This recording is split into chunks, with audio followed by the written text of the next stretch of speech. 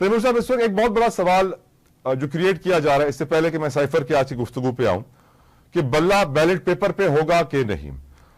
एक narrative build किया जा रहा है तैमूर साहब के इंट्रा पार्टी इलेक्शंस गैर रस्मी थे और इनको अदालत में चैलेंज करे, इलेक्शन कमीशन इसका नोटिस ले और इनको गैर कानूनी करार दे और फिर बल्ला बैलेट पेपर से गायब हो जाए।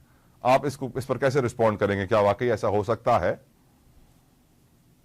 वैसे कमाल की बात है कि जो लोग ये कर रहे हैं, ये अकबर बाबर और वो एक टोला है सहाफियों का जी, उनको ये तकलीफ नहीं हुई कि खैबर पख्तूनख्वा में 315 दिन इलेक्शन नहीं हुए, कि पंजाब में 320 दिन इलेक्शन नहीं हुए, कि नेशनल इलेक्शंस का जो माहौल है उसमें एक पार्टी बल्कि पीटीआई के खिलाफ जबरी गुमशुदगियां, गलत केसेस, बार बार अरेस्ट, ये सब कुछ हो रहा है।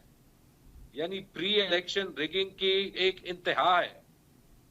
लेकिन पीटीआई के अंदर इलेक्शंस होने की इनको बहुत तक, और अगर हकीकत कहें तो वो हकीकत यही है कि इमरान खान का वोट ना कल टूटा था ना आज टूटा है और ना लगता है कि इंशाल्लाह 8 फरवरी को टूटेगा।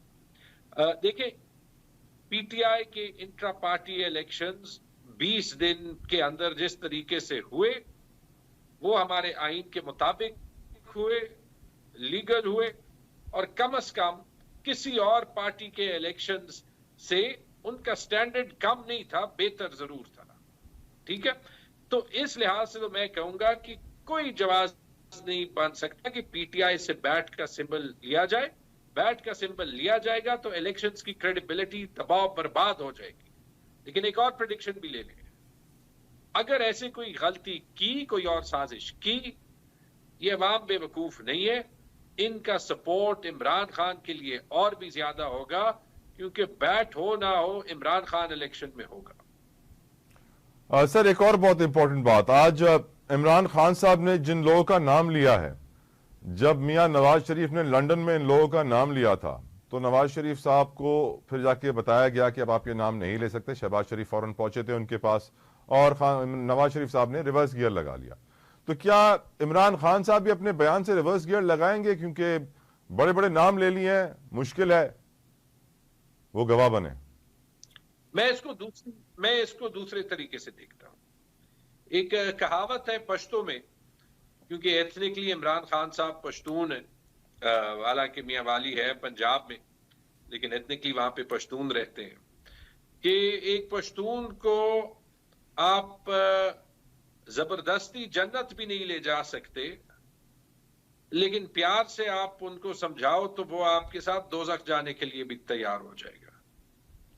कुछ फिलहाल जो जबरदस्ती से केसेस खान साहब पे बनाए जा रहे हैं और जो खान साहब की आज स्टेटमेंट्स थी कि वो अपने कौम के लिए कुछ भी करेंगे, जेल 1000 साल भी सह लेंगे, वो इस माइंडसेट को दिखाते हैं।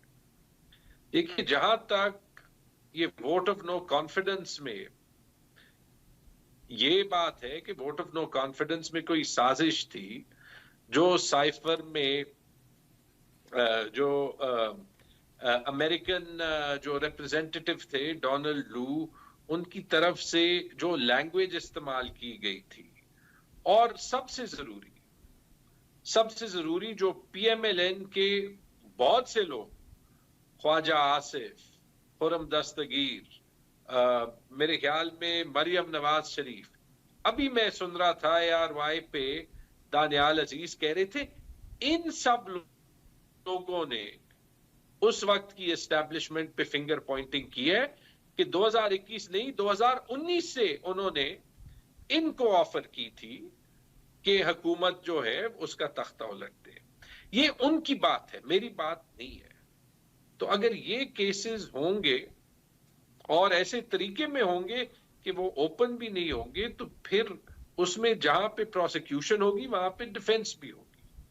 ठीक। और मेरी रिक्वेस्ट ये है पाकिस्तान की खातिर कि ये सारा कुछ ओपन हो, और जो भी केस इमरान खान पे बनाना है वो बनाए, लेकिन विंडिक्टिवनेस रिवेंज के तौर पे नहीं, ये वो किसी के लिए भी फायदामंद नहीं होगा। इमरान खान इस कौम का हीरो है, ये सलूक कोई हीरो भी डिजर्व नहीं करता। ये भी बहुत इंपॉर्टेंट सवाल है आपसे। जो इस वक्त गौहर खान साहब आपके नए चेयरमैन पीटीआई कायम मकाम कह लीजिए, उनके लिए सर एक नैरेटिव बिल्ड किया जा रहा है कि वो 2008 से 2022 तक पीपल्स पार्टी के साथ थे और अभी एकदम से आए हैं और इमरान खान साहब को अपने पार्टी में किसी पर भरोसा नहीं था, इसीलिए इनको बना दिया है, पुरानों को इसलिए नहीं बनाया गया, तो लग रहा था कि वो पार्टी टेक ओवर ना कर लें। जो इमरान खान का स्टेचर है, इमरान खान से कौन पार्टी टेक ओवर कर सकता है? मेरे ख्याल में हमारे लिए तो कम से कम ये भी फख्र की बात है कि हालांकि ये एक टेम्पररी अरेंजमेंट है, पार्टी का लीडर इमरान खान है, पाकिस्तान का कप्तान इमरान खान है, कि स्किपर ने एक ऐसे बंदे को, मतलब टेम्पररी अरेंजमेंट, जो बंदा 1 साल पहले तक दूसरी पार्टी के साथ था, अभी आपकी पार्टी में आया, उसको मोहम्मद अली खान जैसे लोग आपके पास, अली मोहम्मद खान जैसे लोग, बड़े स्टैचर वाले लोग, आप भी मौजूद हैं और भी बहुत सारे हैं जो इस वक्त असीर नहीं हैं, तो बहुत सारे सीनियर लोग थे। तैमूर साहब, लोगों में सवाल तो उठेगा। नहीं, ना मेरा स्टेचर कम होता है, ना अली मोहम्मद खान का स्टेचर कम होता है।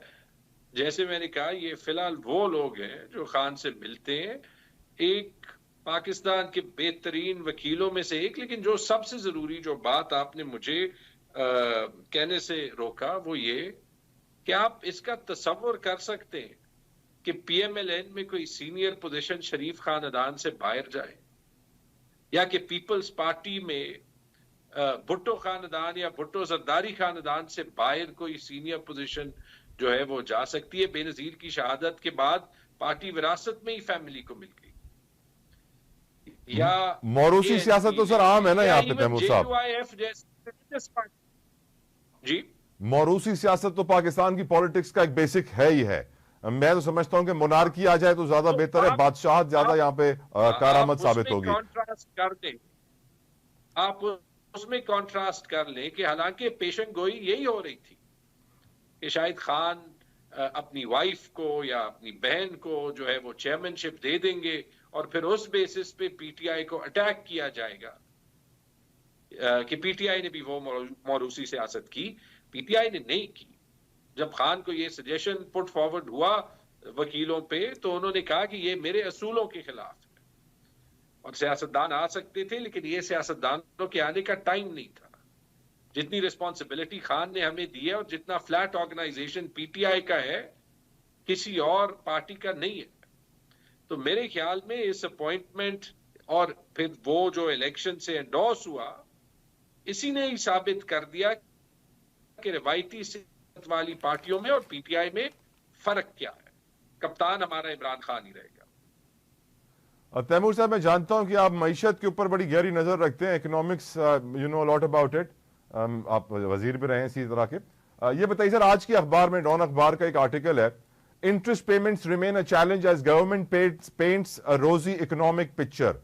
इस आर्टिकल का मतलब ये सुनने वालों के लिए कि हमारी जो कर्जों की इंटरेस्ट पेमेंट्स हैं वो पाकिस्तान की मईशत के लिए बड़ी खतरनाक, खतरे की घंटी बनी हुई है, जबकि हुकूमत एक रोजी पिक्चर आपके लिए तैयार कर रही है, खूबसूरत तस्वीर ऑप्टिक्स के लिए तैयार कर रही है। आपकी नजर में तैमूर साहब, हमारी मईशत आज कहां खड़ी है और क्या होने वाला है?